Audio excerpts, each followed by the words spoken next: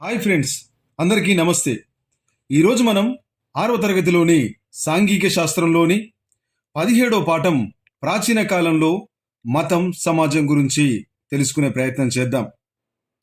ఈ వీడియో కేవలం TET and DSC special ఎడిషన్గా తయారు చేయడం జరుగుతుంది. ప్రతి అంశాన్ని క్షుణ్ణంగా చదివిన తర్వాత మాత్రమే ఈ మెటీరియల్ని తయారు చేసి ఈ వీడియో ద్వారా మీకు తెలియజేస్తున్నాం. చదివిన వాళ్ళు ఇప్పుడు చెప్తున్నటువంటి మ్యాటర్ మీ మెటీరియల్లో ఉందో లేదో తెలుసుకునే ప్రయత్నం చేయండి. చదవని వాళ్ళు ఇక్కడున్న ప్రతి అంశాన్ని మీ నోట్స్లో రాసుకుని చదివే ప్రయత్నం చేయండి. ఇక లేట్ చేయకుండా పాఠ్యాంశాన్ని ప్రారంభించేద్దాం. ఆహారం కోసం వేట సేకరణ మీద ఆధారపడేవారు ఎవరు అంటే చెంచు జాతి వారు. బింబెట్కాకు చెందింది అడవి పంది. మరణం తర్వాత జీవితం ఉందని నమ్మేవారు పూర్వీకులు.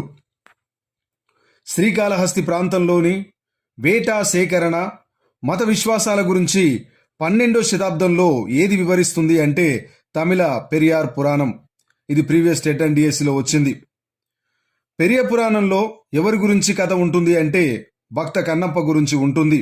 కన్నప్ప శివునికి మాంసం తేనె సమర్పించేవాడని తెలుపుతుంది పెరియ పురాణం. నల్లమల అడవుల్లో లేదా నల్లమల అరణ్య ప్రాంతంలో నివసించేవారు ఎవరు అంటే చెంచు జాతి వారు. చెంచు జాతి వారికి ఇష్టమైన దేవతలు ఎవరు అనంటే గారెలమ్మ లేదా గారెల మైసమ్మ లేదా గంగమ్మ. ఈమె నృత్యం చేస్తూ పూజిస్తారు. ఈమెని శ్రీశైలం మల్లికార్జున స్వామి, అహోబిలం నరసింహస్వామి చెంచు జాతి వారికి ఇష్టమైన దేవతలు. చెంచు జాతులు వారు ఈ ఇద్దరు దేవుళ్ళని అనగా శ్రీశైలం మల్లికార్జున స్వామిని, అహోబిలం నరసింహస్వామిని తమ అల్లుళ్ళుగా భావించేవారు. చెంచులు అమ్మ తల్లి లేదా నేల తల్లిని ఆరాధించేవారు. పశువులు పంటలు సమృద్ధిగా విలసిల్లాలంటే అమ్మ తల్లి,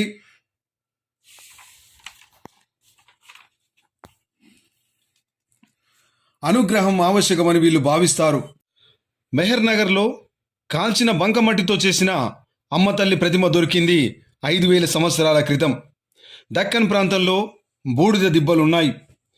పూర్వకాలంలో పశుపోషకులు మంటలను వెలిగించి ఆచారాలు నిర్వహించేవారు. ఆ ఆచారాలనే నేడు మనం జరుపుకుంటున్నటువంటి హోలీ, దీపావళి, సంక్రాంతి పండుగలు. మస్కీ అంటే 4000 సంవత్సరాల క్రితం రాళ్ల మీద చెక్కిన జంతు బొమ్మ. భారతదేశంలో ప్రస్తుతం నివసిస్తున్న పశుపోషకుల పేర్లు తెలుసుకునే ప్రయత్నం చేద్దాం. మహారాష్ట్రలో దంగర్ అని, కర్ణాటకలో కురుబ అని, తెలంగాణ మరియు ఆంధ్రప్రదేశ్లో కురుమ గొల్ల యాదవ అని పిలుస్తారు. వీళ్ళు మల్లన్న బీరప్పలను కొలుస్తారు. కర్ణాటక, తెలంగాణ, ఆంధ్రప్రదేశ్లోని వారు రేణుకామాత, ఎల్లమ్మ, మైసమ్మ, పోచమ్మల పేర్లతో స్త్రీ దేవతలను పూజిస్తారు. తొలి వ్యవసాయదారులు, పశుపోషకులు ఇంచుమించు ఒకే ఆరాధన పద్ధతులను అవలంబించారు. మాంసాన్ని వండిన ఆహారాన్ని ప్రసాదంగా ఆరగిస్తారు. మంచి పంటలు పండాలని, రోగాల నుండి రక్షణ, సంతానం, సౌఖ్యం కలగాలని ఇష్టదేవతలను ప్రార్థిస్తారు. పూర్వకాలంలో పూజించే మొక్కలు ఏంటివంటే రావి, వేప, జమ్మి, మర్రి, తులసి. 5000 సంవత్సరాల నాటి కుండలు, రావి ఆకులు ఎక్కడ లభించాయంటే ఆఫ్ఘనిస్తాన్లోని మొండిగాగ్ వద్ద లభించాయి. పశ్చిమోత్తర ప్రాంతాన్ని ఏమని అంటారంటే వాయువ్య ప్రాంతం అని అంటారు. సింధు నది పరివాహక ప్రాంతంలో సుమారు 4600 సంవత్సరాల క్రితం అనేక నగరాలు వెలిశాయి. అవి ఎన్ని సంవత్సరాలు వర్ధిల్లి పతనమయ్యాయి అంటే 900 సంవత్సరాలు. ఈ సింధు పరివాహక ప్రాంతంలో ఉండేదాన్ని హరప్పా సంస్కృతి అని కూడా అంటారు. పురావస్తు తవ్వకాల్లో మొదట బయల్పడిన ప్రాంతం ఏది అంటే హరప్పా ప్రాంతం. హరప్పా లేదా సింధు ప్రాంతం వాళ్ళు అమ్మ తల్లిని, రావి చెట్టును, జంతువులను పూజించేవారు. శివుణ్ణి కూడా పూజించేవారు. భారత ఉపఖండంలోని మొట్టమొదటి సాహిత్యం ఏంటివి అంటే వేదాలు. వేదాలు ఎన్ని? వేదాలు 4. 4 మొదటిది ఋగ్వేదం, యజుర్వేదం, సామవేదం, అథర్వణ వేదం. ఫస్ట్ది ఋగ్వేదం అయితే చివరిది అథర్వణ వేదం. ఇది మీరు బాగా గుర్తుపెట్టుకోవాలి. ఋగ్వేదం ప్రాచీనమైంది. ఋగ్వేదంలో 3000 సంవత్సరాల క్రితం అనేక విషయాలు సంకలనం చేయడం జరిగింది. వేదాలు ఋషుల సంకలనం. వేదాలలో దేవతలను కీర్తించే మంత్రాలు, ప్రపంచ శాంతి, సంక్షేమం కోసం ప్రార్థనలు ఉన్నాయి. వేదాలలో లేదా వేదకాలంలో 3 దేవతలున్నారు. 1 అగ్ని, 2 ఇంద్రుడు, 3 సోమలత. ఇంద్రుణ్ణి యుద్ధ దేవత అని, సోమలతని ఒక ప్రత్యేక పానీయం తయారు చేయడానికి వాడే తీగ అంటారు. భగవంతుని కోసం ప్రార్థన గురించి తెలుసుకుందాం.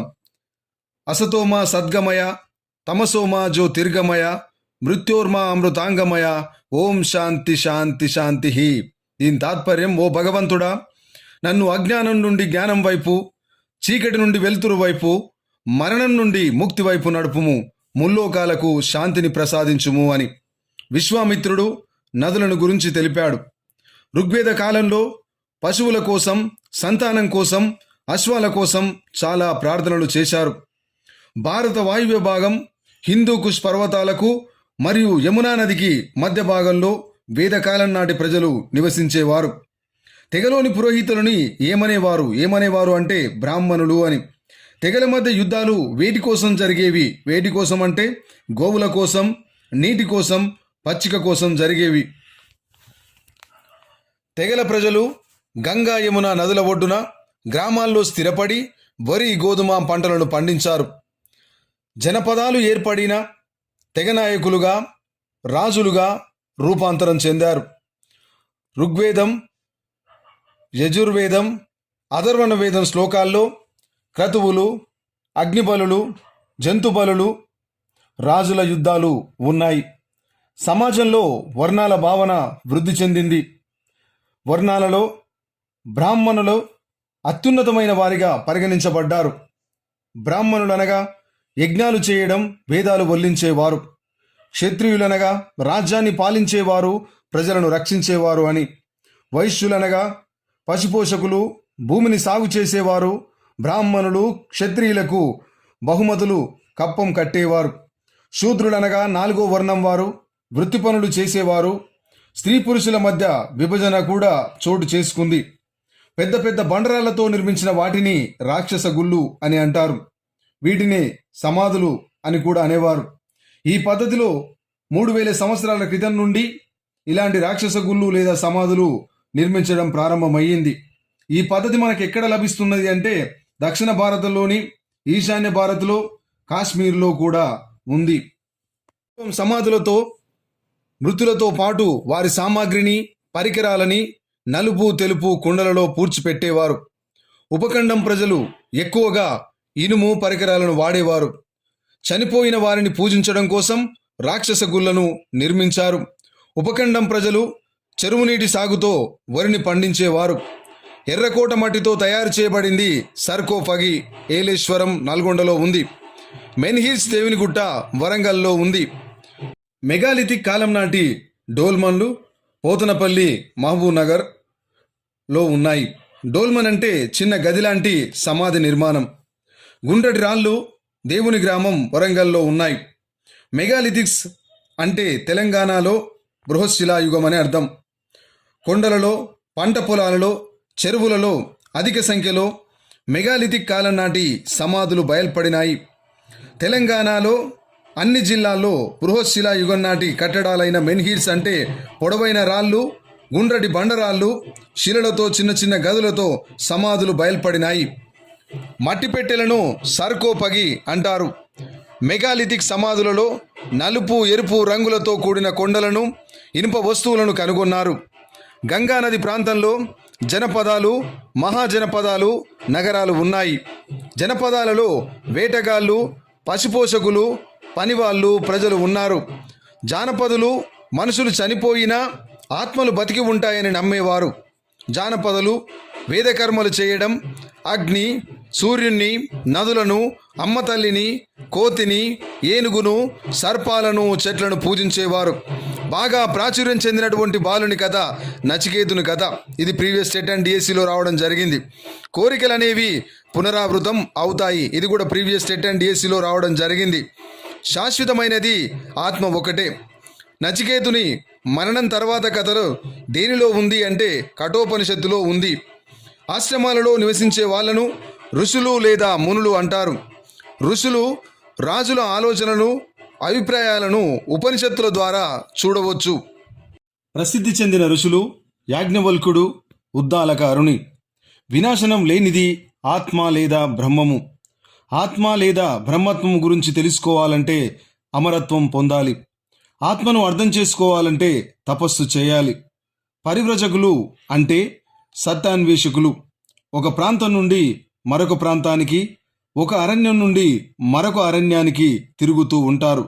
పరివ్రజకులు వీళ్ళని భిక్షువులు లేదా తిరిగే వాళ్ళు అని అంటారు. గొప్ప పరివ్రజకుల గురించి తెలుసుకుందాం. వర్ధమాన మహావీరుడు, గౌతమ బుద్ధుడు, ముక్కలి గోశాలి, ఐజ్దకేశకాంబి గొప్ప పరివ్రజకులు. పుట్టుక చావు అనే చక్రబంధనం నుండి విమోచనం ఎలా అని చెప్పింది వర్ధమాన మహావీరుడు. వర్ధమాన మహావీరుడు ఘనసంఘంలో జన్మించాడు. వర్ధమాన మహావీరుని వయసు 30 సంవత్సరాలు ఉన్నప్పుడు ఇంటి నుండి వెళ్ళి పరివ్రజకుడు అయ్యాడు. 12.5 సంవత్సరాలు ధ్యానం తపస్సు తర్వాత వర్ధమాన మహావీరుడు జినుడు అయ్యాడు. జినుడు అంటే కోరికలను జయించినవాడు అని అర్థం. ఇతరులకు దుఃఖాన్ని కలగజేస్తే మన పాపాలు కూడా పెరుగుతాయి అని వర్ధమాన మహావీరుడు బోధించాడు. మహావీరుని వల్ల జైన మతం ప్రాచుర్యంలోకి వచ్చింది. ప్రపంచమంతా ఎందుకు దుఃఖమయంగా ఉంది, దుఃఖాన్ని జయించడం ఎలా అని చెప్పింది ఎవరు అంటే గౌతమ బుద్ధుడు. మహావీరునిలాగా సిద్ధార్థుడు లేదా గౌతమ బుద్ధుడు ఘనసంఘంలో జన్మించాడు. సారనాథ్లో గౌతమ బుద్ధుని విగ్రహం ఉంది. దుఃఖం పోగొట్టడం ఎలా అని ఆలోచించింది ఎవరు అంటే గౌతమ బుద్ధుడు. భార్యను, కొడుకును వదిలి పరివ్రజకుడుగా మారి 6 సంవత్సరాల తర్వాత ధాన్యం తపస్సుల ఫలితంగా బుద్ధుడుగా మారడం జరిగింది.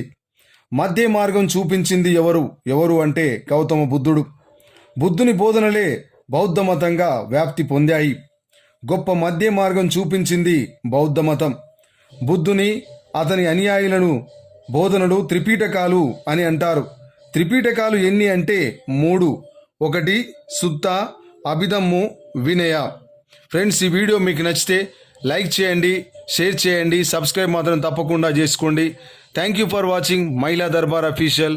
Thank you. జై హింద్, వందే మాతరం.